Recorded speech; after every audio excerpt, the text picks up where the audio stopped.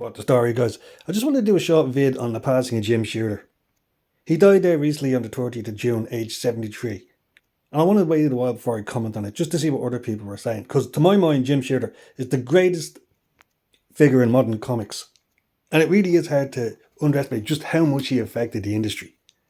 To my mind, he's the best editor-in-chief that Marvel Comics ever had. Now, I know that's a little bit controversial because some people would say Stan. But the way I look at it is, Shooter did to Marvel Comics once it was started what Chris Claremont did to the X-Men once they got reinvigorated by Len Wein. He basically took what was there and maximised it to its ultimate potential. He was a far better businessman than Stan. And it's made all the more impressive by the age he did this at. He got into the industry as 13 writing stories for the Legion of Superheroes over from DC under Mort Weisinger. So when he moved to Marvel Comics and took over there as editor-in-chief, he was 26.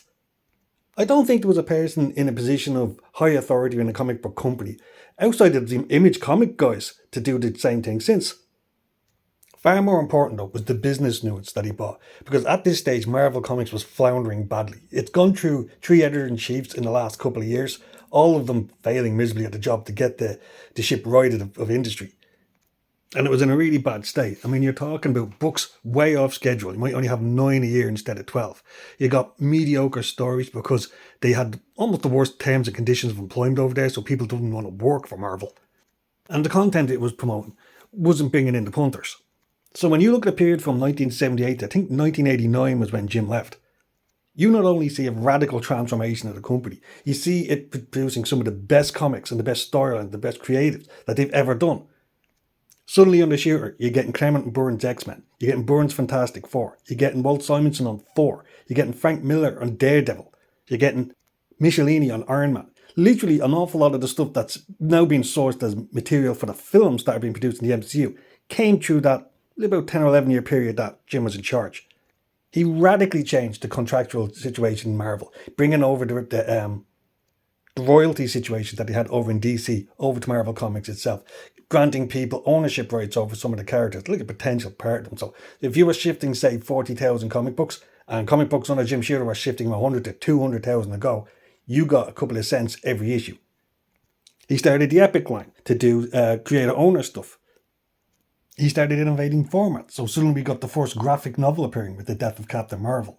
He brought in the Maxi series, or what really made known as the event comic, the crossover. So Secret Wars, the 12 issue that he wrote, which ostensibly was to sell a toy line, actually acted as the first example of a massive line-wide crossover that they'd ever seen in the comic book industry.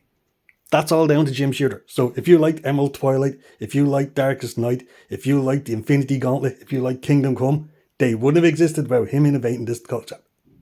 He's also responsible for ushering in the most commercially successful period of Marvel. He started taking on toy concepts, something that was sneered and looked down the nose of by the artistic community in Marvel Comics at the time. So if you were a G.I. Joe fan, if you're a Transformers fan, if you're a ROM fan, that's all down to Jim Shooter.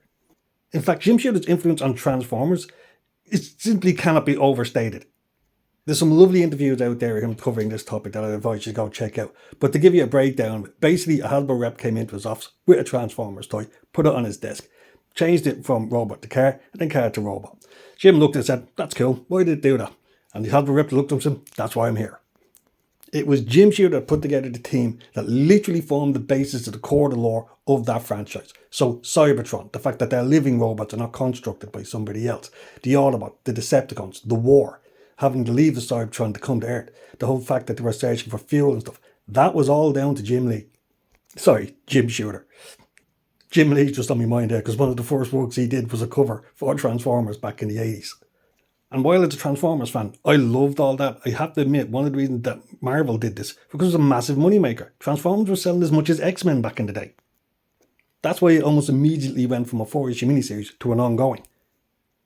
Books like this wouldn't exist without Jim Shooter. So you wouldn't have had your Visionaries, you wouldn't have had your Insectors, you wouldn't have had Shogun Warriors.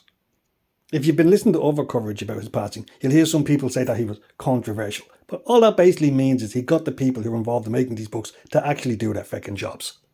Because that was one of the main things he did. Marvel Comics went from a place that might be producing 9 issues a year for a title to one that was bang on making 12 every year, getting the product out to the customer. And he did that by being a harsh taskmaster to the creative teams involved. That's why how you'll hear people like John Byrne hate him, and how when he got fired from Marvel Comics that they burnt an effigy of him in celebration at his departure. But the truth is, he got the best work out of John's career in Marvel Comics. And the sad truth is, many people in the artistic community, they're just slackers. I mean, if you looked at Image had 7 of the best creators in the industry at the time all go out on their own, and almost the first thing that happened is none of them made any books. They went from professionals operating under the system that Shooter started up in Marvel to independents who couldn't produce 6, 7 issues a year. And if you're in the indie scene, you're seeing the self-creator team for crowdfunding, you're seeing the exact same thing there. Some books are like 5 years late. Because left to their own devices, there's a huge cohort in the artistic comic book community who are just lazy feckers who won't do the job. Writing the ship at Marvel, getting them to produce 12 issues a title a year, making them financially viable, literally in the space of 3 years, is an amazing testament to the man's ability. And it's not for nothing that you've heard refrain from other people that what the industry needs now is another Jim Shooter, is somebody with that vision, somebody with that discipline, somebody with that ability to get the teams together, produce the books, expand the audience, and right the ship of industry for comics. I consider myself blessed that my childhood was basically steered by Jim Shooter's editor-in-chief influence at Marvel Comics. All those storylines I told you earlier, they were my childhood. I thought that was normal instead of just the exceptional quality of what I now regarded legendary runs on each of those titles. Which I personally think comes down to the fact that the man just loved comics. That's why he went off to do Valiant, that's why he went off to do Defiant. As evidence for what happened with G.I. Joe and Transformers, he could have gone off and worked for some big major corporation and just been an ideas man for them. Instead, he stuck with the thing he loved, comics.